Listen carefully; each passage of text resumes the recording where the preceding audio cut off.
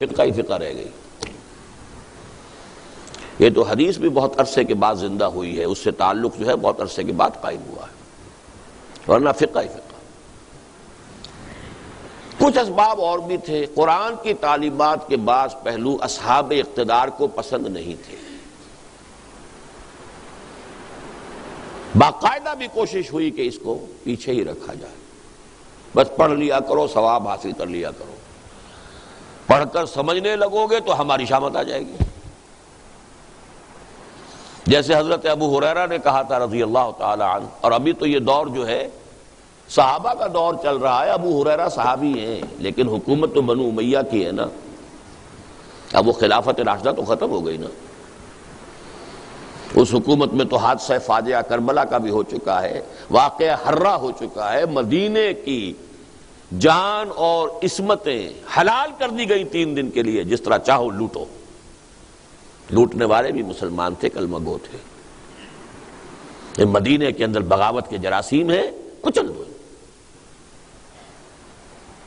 جو کچھ ایسٹ پاکستان میں مسلمان فوج نے کیا تھا، جو کچھ کشمیر میں ہندو فوج کر رہی ہے، وہ اس وقت مسلمانوں نے، نام نہاد مسلمانوں نے مدینے کے رہنے والوں کے ساتھ کیا۔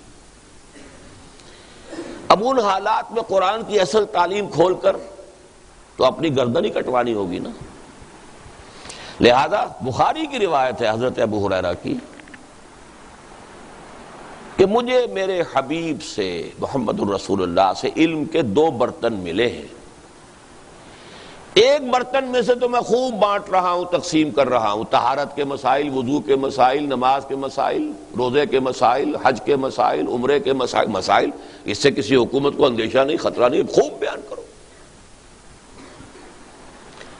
لیکن ایک دوسرا برتن جو ہے اس کا منہ بھی کھول دوں تو یہ گردن اڑا دی جائے گی۔ انہوں نے الفاظ بھی نہیں کہے، بس اشارہ کیا، تو یہ ہو جائے گا۔ کیوں؟ حکمران کیسے ہونے چاہیے، مسلمانوں کے قائدین کیسے ہونے چاہیے، ان کی صفات کیا ہونی چاہیے، بیت المال کی کیا حرمت ہے، کیا اسے ذاتی عیاشیوں پہ صرف کیا جا سکتا ہے۔ یہ باتیں اگر ہم نے بیان کرنی شروع کر دیں، ذرا بیان کیجئے تو سعودی عرب میں بیان کریں گے تو گردن اڑ جائے گی۔ وہ تو آج بھی ہمارے سامنے نگاہ موجود ہے نا، نگاہوں کے سامنے۔ تو قرآن کچھ تو خود بخود پیچھے اور کچھ پیچھے کر دیا گیا۔ اب وقت کا مجھے احساس ہے، ورنہ میں واقعہ آپ کو سناتا۔ یہاں تک ہوا ہے شاہ جہان کے دربار میں عیسائیوں کا اور مسلمان علماء، درباری علماء کا مناظرہ ہوا، پادریوں کا۔ اب ظاہر بات ہے کہ جو درباری عالم ہے وہ کوئی عام آدمی تو نہیں ہے، وہ تو رفتہ رفتہ ترقی کر کے بہت بڑی مشکل سے کوئی دربار میں پہنچتا تھا، کوئی ایرا غیرہ رتھو خیرہ کوئی ابھی جس نے پاس کیا سند لیے وہ تو نہیں پہنچ جائے۔ ان چوٹی کے علماء کا حال یہ تھا ہندوستان میں کہ ایک پادری نے ایک آیت قرآن کی پڑھی اور اس سے کوئی دلیل جو ہے قائم کرنی چاہیے اپنے حق میں۔ تمام علماء نے کہا یہ قرآن میں نہیں ہے آیت، یہ نہیں ہے، تم جھوٹ بول رہے ہو۔ انہوں نے کہا منگاؤ قرآن، قرآن کھول کر دکھایا، دیکھو یہ آیت ہے۔ یہ واقعات ہیں، بڑے تلخ واقعات۔ بہرحال یہ سمجھ لیجئے کہ قرآن حکیم سے امت کا جو بعد ہو گیا تقریباً 1000 سال میں، کہ یہاں تک نوبت پہنچ گئی، نوبت بہیں جا رسید۔ قرآن تو کام میں آتا ہے، فرنٹیئر میل کی سپیڈ سے قرآن پڑھو، اجی وہاں تو 20 منٹ میں تراویح ہو جاتی ہے، وہاں چلو بھاگ کر۔ یہ قرآن کے ساتھ حشر ہے جو ہم کر رہے ہیں۔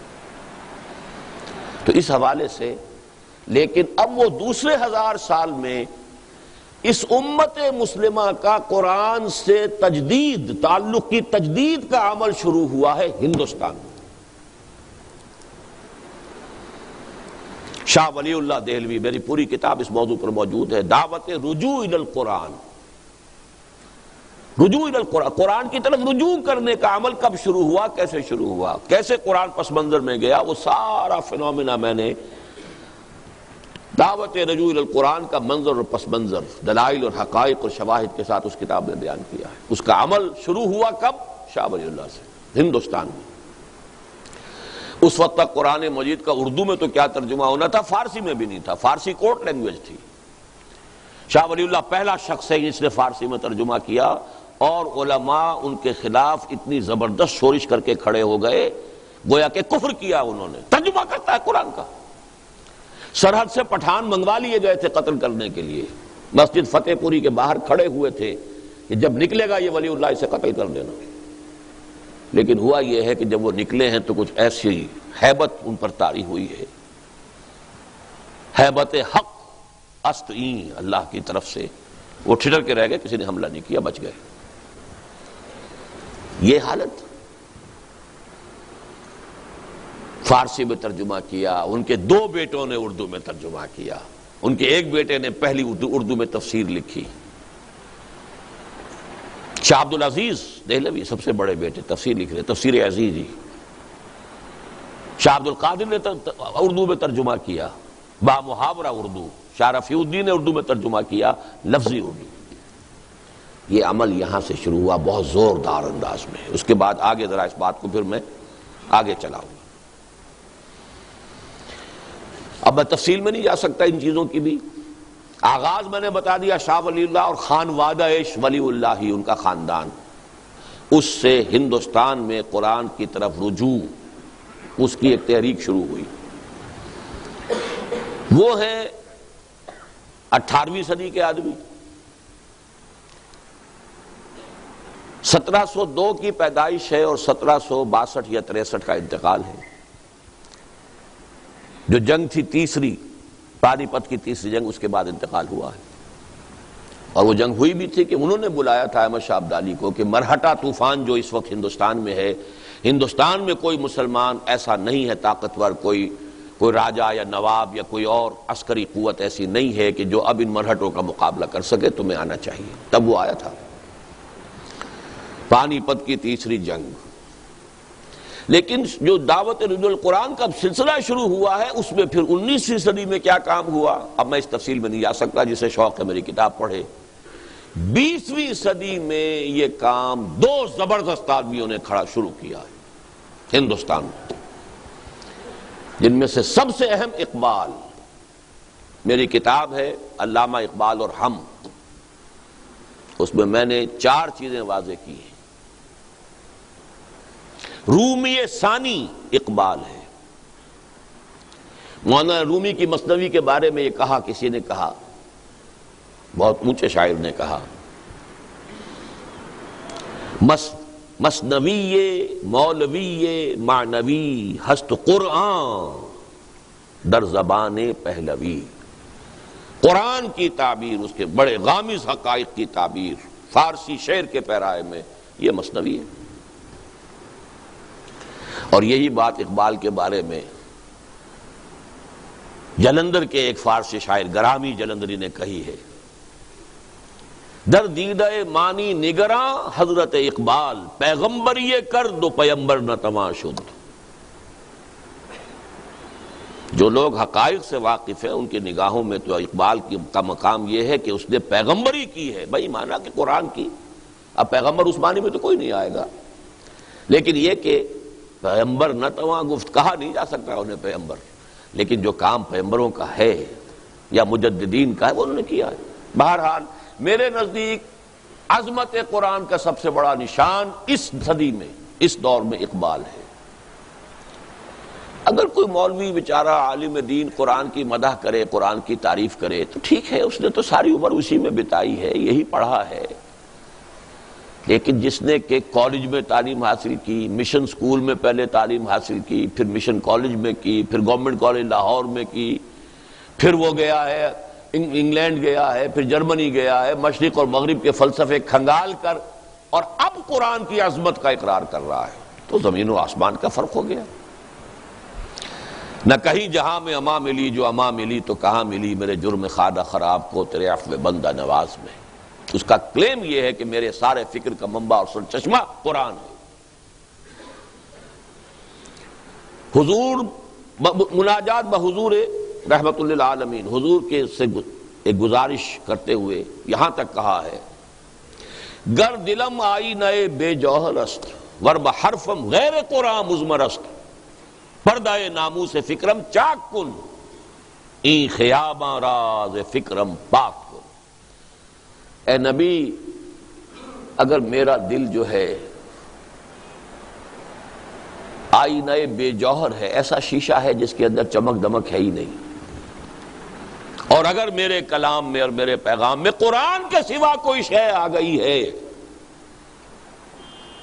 تو میرے فکر کے ناموس کا پردہ چاک کر دیجیے، گویا کہ میں پھر ایک کانٹا ہوں اس شاہراہ پر، اس گلشن میں، اس کو پاک کر دیجئے، اس کانٹے کو نکال کر پھینک دیجئے، یہاں تک کہ روز محشر خار و رسوا کن مرا، بے نصیب از بوسہ پا کن مرا، اگر ایسا ہے تو محشر میں، میدان حشر میں مجھے ذلیل و رسوا کیجئے گا اور اپنے قدم بوسی سے محروم کر دیجئے گا۔ رومی ثانی سب سے بڑا داعی قرآن اس صدی کا اقبال ہے۔ گر تمہیں خواہی مسلمان زیستن نیست ممکن جز قرآن زیستن، اور یہ قرآن ہے کیا؟ کتاب زندہ قرآن حکیم، حکمت او لا یزال است و قدیم، حرف اورا ریب نے، حرف اورا ریب نے، تعویل نے،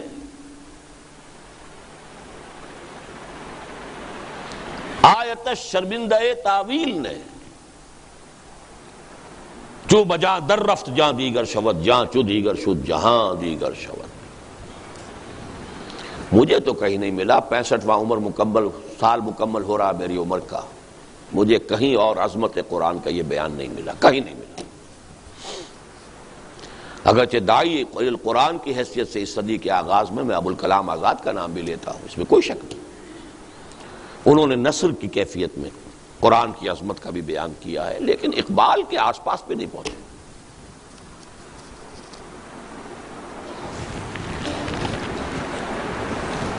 اور یہاں میں آپ کو دو گواہیاں دینا چاہتا ہوں عالم اسلام کے دو مسلمان مفکرین کی اس صدی کے، ایک عرب ایک ایرانی۔ الجزائر کے ایک بہت بڑے مفکر، انہوں نے عربی میں کچھ لکھا ہی نہیں، فرانسیسی زبان میں ان کی کتابیں ہیں بے شمار، مالک ابن نبی۔ انہوں نے عجیب تجزیہ پیش کیا ہے، انہوں نے کہا ہے اپنی ایک کتاب میں کہ امت مسلمہ کا جو انٹلیکچول اور اسپرچول سینٹر آف گریوٹی ہے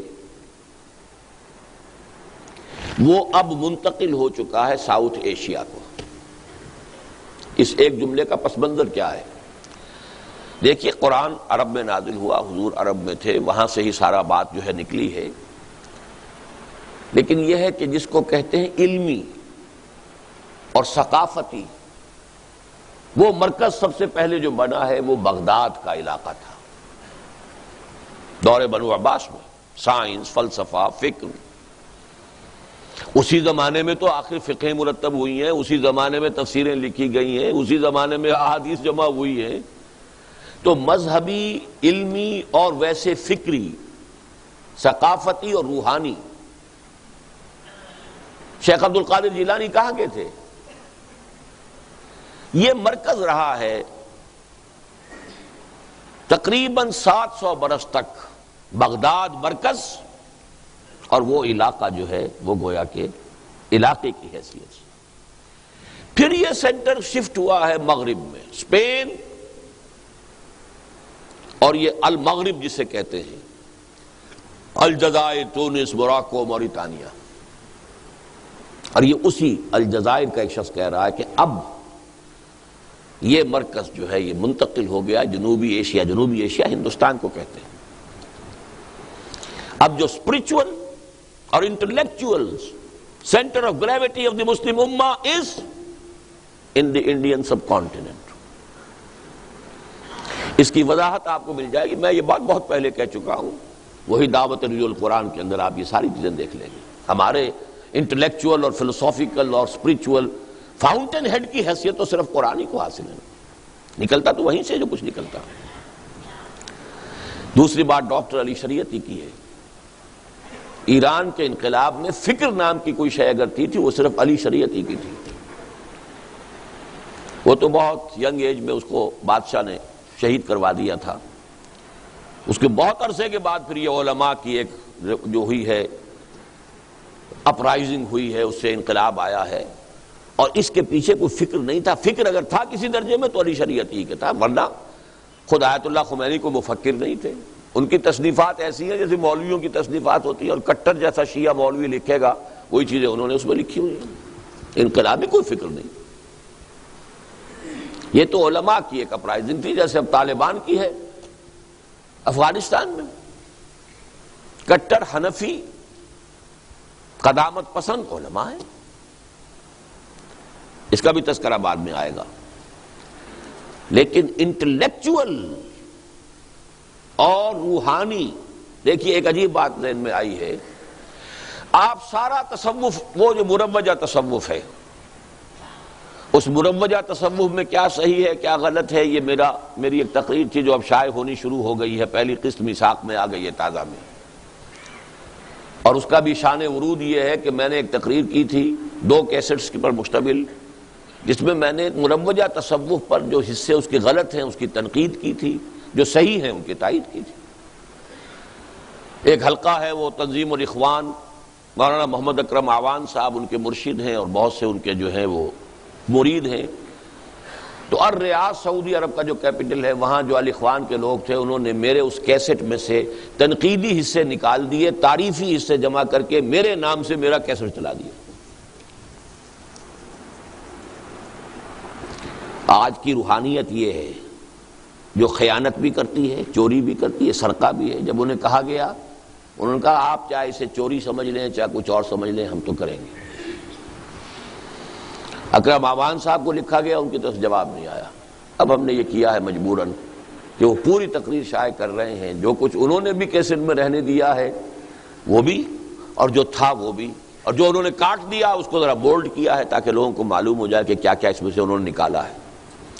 بہرحال جو بھی مروجہ تصوف ہے، اس وقت میں اس تفصیل میں نہیں جا رہا. وہ پہلی قسط اس کی شاید 3 میں مکمل ہو سکے گا، بہت کیونکہ 2 قسطوں پر مشتمل میری تقریر تھی وہ، لیکن اس کا پہلا آ گیا ہے تازہ میثاق میں. لیکن مروجہ تصوف میں ایک بات آپ کو نظر آئے گی، سارا ہندوستان میں تصوف باہر سے آیا. کہاں سے چلے آ رہے ہیں؟ شیخ علی حجویری کہاں سے چلے آ رہے ہیں، معین الدین چشتی کہاں سے آ رہے ہیں. لیکن الف ثانی میں الٹی گنگا بہی، سلسلہ نقشبندیہ مجددہ یہاں سے چل کر اور پورے عالم اسلام میں، عالم عرب میں تو نہیں گیا ہے، افغانستان، پورا ترکستان، ترکی تک پوری بیلٹ، اسی میں تھے امام شامل، اسی میں ہے یہ چچنیا کے مجاہدین. اس لیے کہ یہ تصوف جو ہے یہ بہرحال جتنے بھی چیزیں مروج ہیں ان میں اقرب الی الکتاب والسنہ، اگرچہ اب وہ بھی بہت گڑبڑ ہو چکی ہے. اس کی جو ایک ریلائسنس ہو رہی ہے، امریکہ میں ایک حلقہ بنا ہے نقشبندیہ کا، وہ بہت غلط رخ پر جا رہے ہیں. وہ تو یہ ہے کہ زاغوں کے تصرف میں عقابوں کے نشیمن. لیکن یہ آپ کو معلوم ہونا چاہیے کہ الف ثانی میں ایک سلسلہ تصوف روحانیت کا بھی ہندوستان سے نکل کر پھیلا ہے باہر. پہلے وہ آ رہا تھا باہر سے ہندوستان کی طرف. اسی طرح فکر، اقبال مفکر اعظم صدی ہندوستان کا، پاکستان میں دفن، لاہور میں دفن. یہ جو اقبال نے قرآن مجید کی خدمت کی یا اس کی للکار مسلمانوں کی دی، کس قدر پیارے الفاظ ہیں. صاحب قرآن و بے ذوق طلب، العجب ثم العجب ثم العجب. قرآن کی حامل قوم ہو اور ایسی سست ہوئی بیٹھی ہو اور ایسی پڑی ہوئی ہو زمین پر، اور ایسے ہی جیسے کہا گیا کہ تم شبنم کی طرح زمین پر پڑے ہوئے ہو اور دشمن تمہیں اپنے پاؤں تلے روند رہے ہیں. اے چو شبنم بر زمیں افتندئی، در بغل داری کتاب زندئی. وہ کتاب زندہ اب بھی موجود ہے تمہارے پاس، لیکن تم نے اسے اٹھا کر رکھ دیا ہے جز دانوں میں بند کر کے. پڑھتے ہو تو حصول ثواب اور ایصال ثواب اللہ اللہ خیر صلی اللہ بآیات اشترا کار جزی نیست کہ از یاسین او آساں بمیری. عالم نزا کی سختیوں کو ہلکا کرنے کے لیے یاسین سنا دو بس. اے کہ کہ می نازیب قرآن عظیم، تاک و جا در حجرہا باسی مقیم۔ اے قرآن کی حامل قوم، کب تک حجروں کے اندر بیٹھے رہو گے؟ در جہاں اسرار دینا فاش کن، نقطہ شرع مبینہ فاش کن۔ پوری دنیا میں دین کے اسرار کو عام کرو، اور دین متین اور شرع متین کے جو اصل نکات ہیں، جو اصل حقیقت ہے، جس کے بنا پر یہ رحمت للعالمین، اللہ حضور کی رحمت للعالمین کا سب سے بڑا مظہر ہے، اسے عام کرو۔ نکل کر خانقاہوں سے ادا کر رسم شبگیری۔ یہ ساری للکاریں آپ نے سنی، کسی اور کے ہاں سنی؟ قرآن کے حوالے سے کہہ رہا ہوں۔ باقی کسی اور حوالے سے کوئی قومی مسئلہ ہے، کوئی سیاسی مسئلہ ہے، پاکستان کا مطلب کیا، لا الہ الا اللہ، یہ چیزیں اور ہیں۔ قرآن کو مرکز بنا کر، محور بنا کر، جو حضور کی دعوت اور تحریک کا مرکز و محور تھا، یتلو علیہم آیاتہ ویزکیہم ویعلمہم الکتاب والحکمہ، یہ بیسک میتھوڈولوجی تھی جو قرآن کے گرد گھوم رہی ہے۔ اس کی طرف دعوت دینے والا اقبال۔ اب اسی کو میں آگے لا رہا ہوں۔ وہی عمل ہے جو علامہ اقبال کے ایک ادنا اور ناچیز عقیدت مند بھی کہہ لیجئے، خوشہ چین بھی کہہ لیجئے، میں اپنا مقام اس سے زیادہ نہیں سمجھتا، اللہ نے اس کو توفیق دی۔ عوامی درس قرآن سن 65 سے جو میں نے شروع کیا ہے اپنا مشن لاہور میں،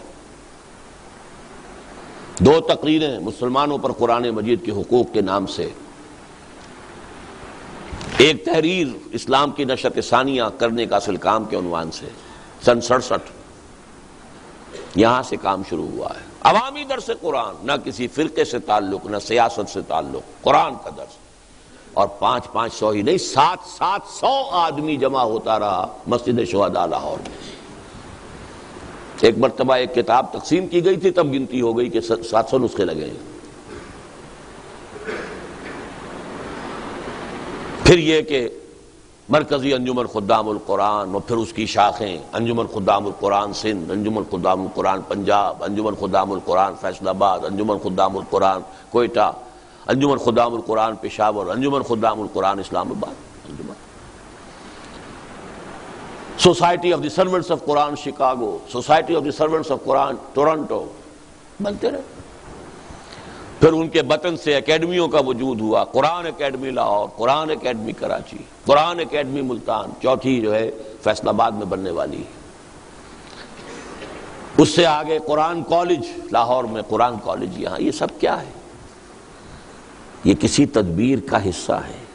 توفیق تو اللہ بندوں کو دیتا ہے، اپنی تدبیر امر بندوں کے ذریعے سے کراتا ہے۔ پوری تدبیر امر تو وہ ہے جو ہو رہی ہے، اور اس کی جو موسٹ ریسنٹ شکل ہے، جو 15 سال سے تقریباً شروع کی، کوئی شخص یقین نہیں کر سکتا تھا کہ لوگ تراویح کے لیے 5 6 گھنٹے بھی جاگ سکتے ہیں۔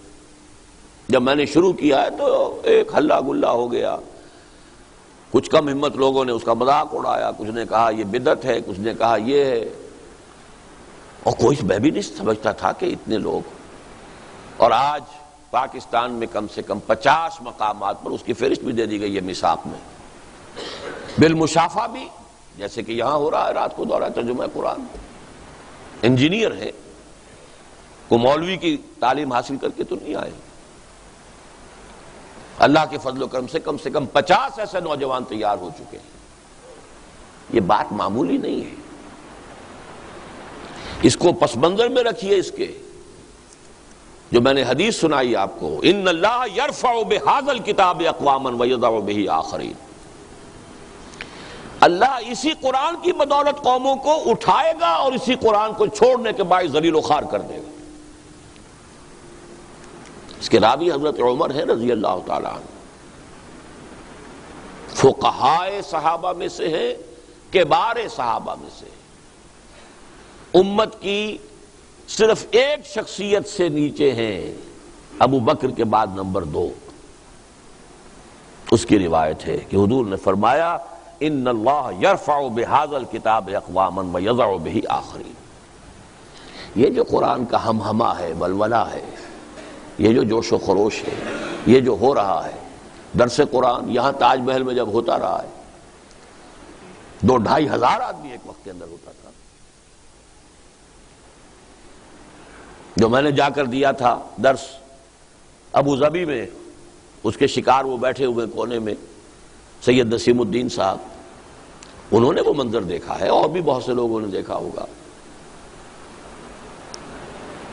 7 دن جو درس ہوا ہے وہاں پر، جو درس جا کر دے کر آیا ہوں حیدرآباد دکن میں، کم سے کم 15,000 آدمی، 10,000 مرد، 5,000 برقع پوش عورتیں ہوتی تھی مسجد مکہ میں، مکہ مسجد حیدرآباد دکن میں. پوری دنیا میں لے کر پھرا، دشت میں کوہ میں لے کر تیرا پیغام پھرے. شکاگو میں تربیت گاہ ہو رہی ہے، پورے قرآن مجید کا دورہ ترجمہ قرآن ہو رہا ہے، اگرچہ آدھا کر سکا تھا، پورا نہیں ہو سکا تھا.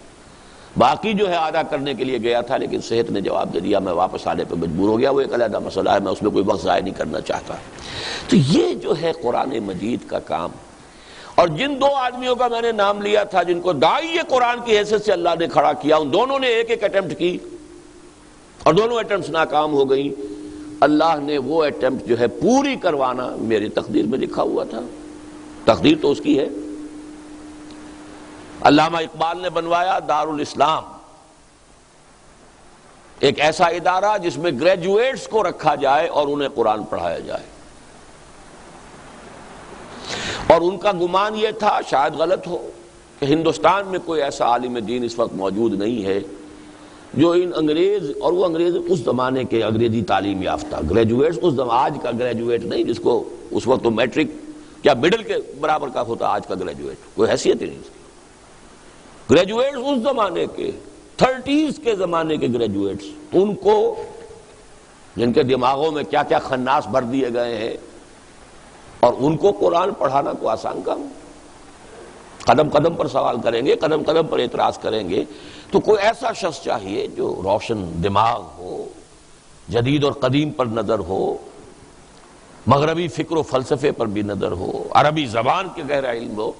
تو ہندوستان میں کوئی نظر نہیں آیا تو ایک درخواست بھجوائی الازہر یونیورسٹی کہ ہمیں کوئی ایسا عالم دیجئے جو گریجویٹس کو قرآن پڑھا کر انہیں مطمئن کر سکے. وہاں سے بھی معذرت آ گئی کہ ایسا کوئی آدمی ہمارے پاس بھی موجود ہے.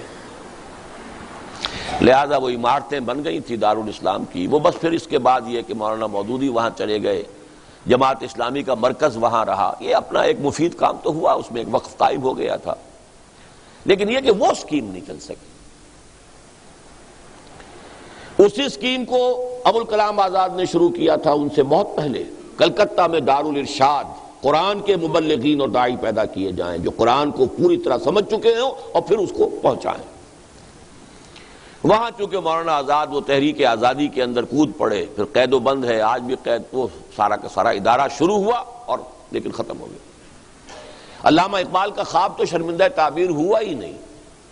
انہوں نے بنایا تھا دارالارشاد. وہ دونوں چیزیں آپ کو اس کتابچے میں، مسلمانوں پر قرآن مجید کے حقوق نامی کتابچے میں پیچھے ان کی کچھ وضاحت مل جائے گی. لیکن یہ کہ اللہ تعالیٰ نے قرآن اکیڈمی کے عنوان سے وہی ادارہ، وہی فکر، گریجویٹس کو ہم نے رکھا ہے، ایم ایز کو بلایا ہے، عربی بنیادی پڑھائی ہے، قرآن پڑھایا ہے، فیلوشپ سکیم شروع کی تھی. اب 1 سالہ کورس ہے جس میں امریکہ سے لوگ آ رہے ہیں، شامل ہوتے ہیں، پڑھتے ہیں، جاتے ہیں، مطمئن ہو کر جاتے ہیں. الحمدللہ ثم الحمدللہ. یہ سارا جو میں عرض کر رہا ہوں، ہم ہما، غلغلہ، ولولہ، یہ کوئی ایسا تو نہیں ہے. قرآن ایسی کوئی بیکار اور حقیر چیز تو نہیں ہے کہ قرآن مجید کا یہ ذوق و شوق ہو اور پھر کوئی نتیجہ نہ نکلے. البتہ یہ کہ وقت لگتا ہے، اپس اینڈ ڈاؤنز آتے ہیں. حضور کی محنت 10 برس کی تھی تو بمشکل 125 آدمی آئے تھے سن 10 نبوی میں. اس کے بعد ایک طوفان آ گیا. یہ ہوتا ہے. غزوہ احد کے وقت محسوس ہوتا تھا کہ گئے، ساری دھاک جو غزوہ بدر کی بیٹھی تھی ختم ہو گئی.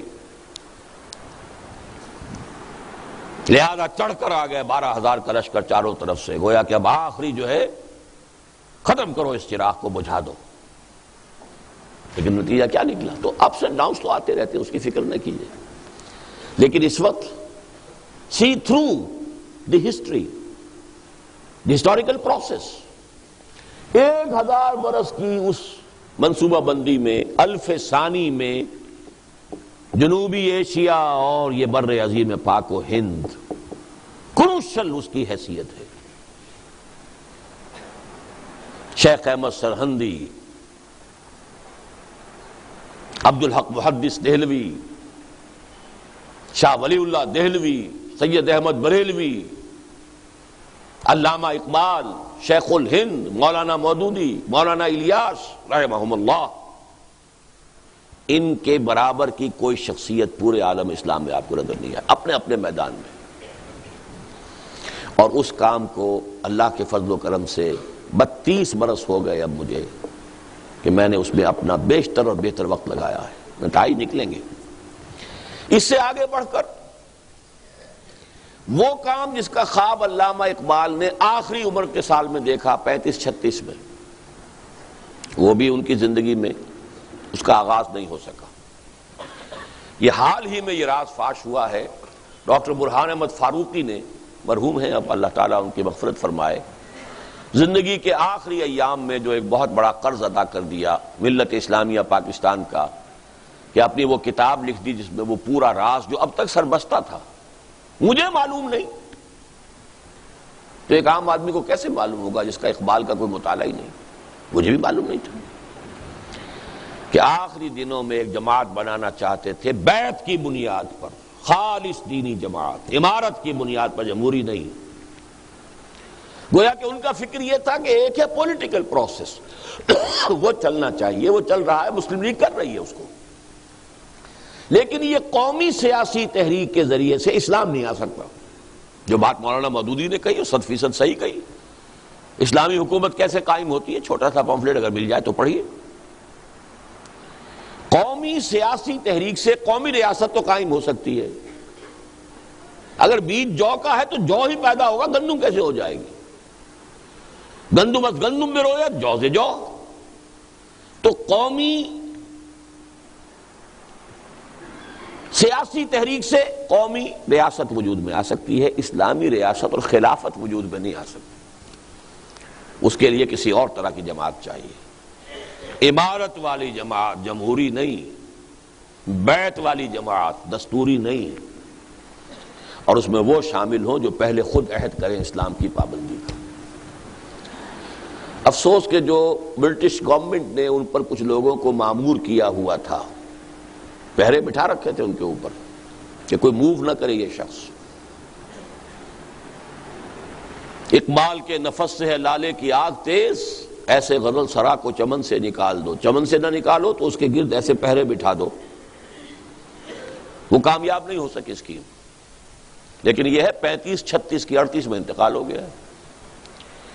اس اسکیم کو میں سمجھتا ہوں مولانا مودودی نے چلایا. علامہ اقبال کے انتقال کے 3 سال بعد جماعت اسلامی قائم کی 41 میں. وہ انہی اصولوں پر تھی، سوائے اس کے کہ بیعت اختیار نہیں کی انہوں نے. زمانے کے دباؤ سے مروب ہو گئے کہ یہ بیعت، لوگ ہنسیں گے یہ اس زمانے میں کہ اکبر نام لیتا ہے خدا کا. اس زمانے میں یہ بیعت کا نام نہیں، لیکن یہ کہ جماعت دستوری بنائی، لیکن اقامت دین کی جد و جہد، حکومت الہیہ کے قیام کے لیے. شرط وہی کہ وہ آئیں اس میں جو پہلے اپنی معاش کو اور معاشرت کو پاک کریں.